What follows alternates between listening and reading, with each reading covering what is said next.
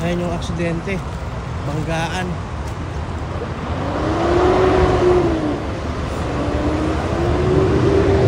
So yun ang mga involved.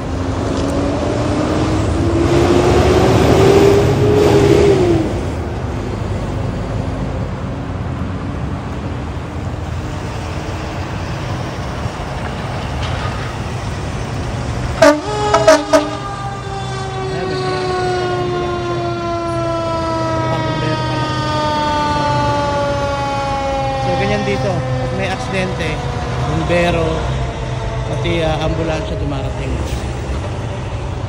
So kung papansin nyo, ayan, dalawang bumbero yung dumating.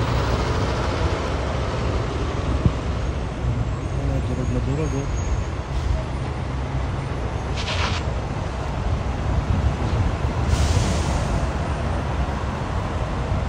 So sana okay lang yung mga involved. Wala namang serious injuries. Pero grabe yung sasakyan, no?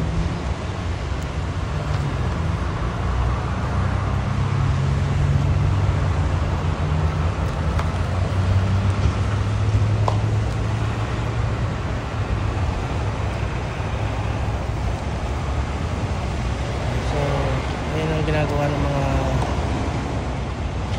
fire marshals. Sinisecure nila yung incident area.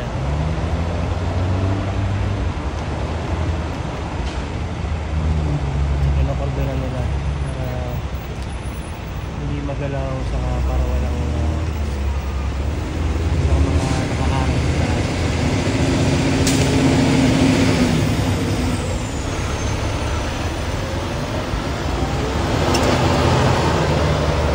tayo rito 5 minutes ago, wala na yan. Nagkakabit tayo na sa school. So ito yung way natin magpunta ng school. Ayan, diretso. So kanina 5 minutes ago, wala pa po. So bagong-bago.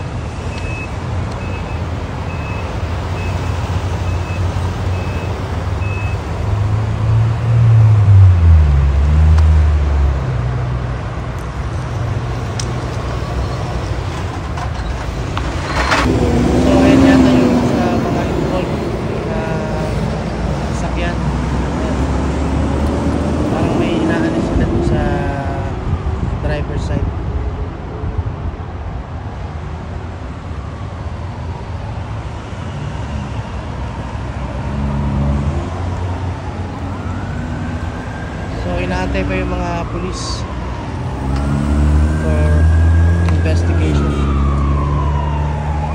Ayan, may parating pa. Ito yung EMS. Ayan, parating.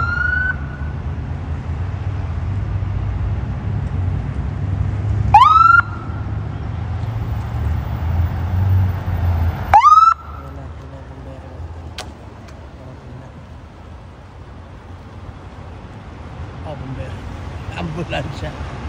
Sorry guys.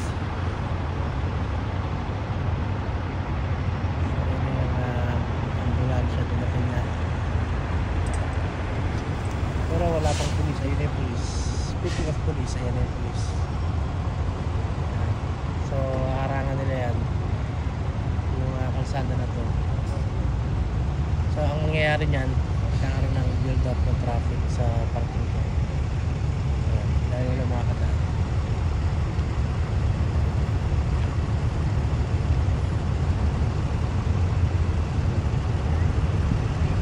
Ayan, so harangan din nila yung sign. Ayan.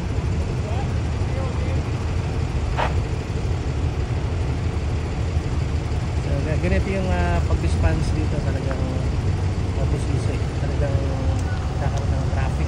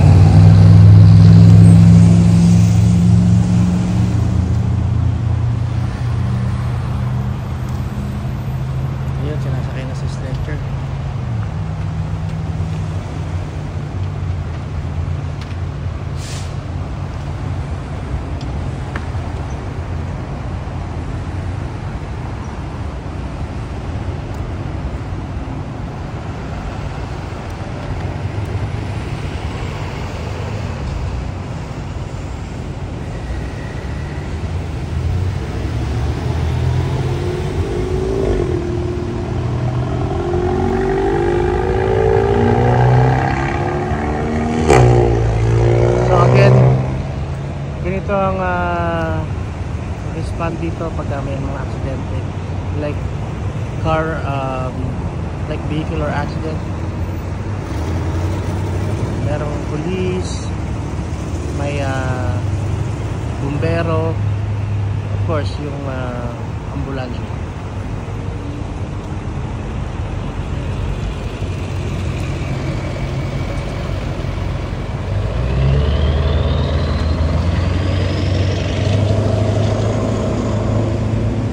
So yung ambulansya guys, o yung bumbero, kaya may bumbero kasi pwede rin sila magbigay ng ano ba tawag nito, paunang lunas o first aid. Meron din silang kakayahan. Saka syempre para tingnan kung may serious injury ba sa mga sakay na sasakyan, so kailangan yung gamit nila.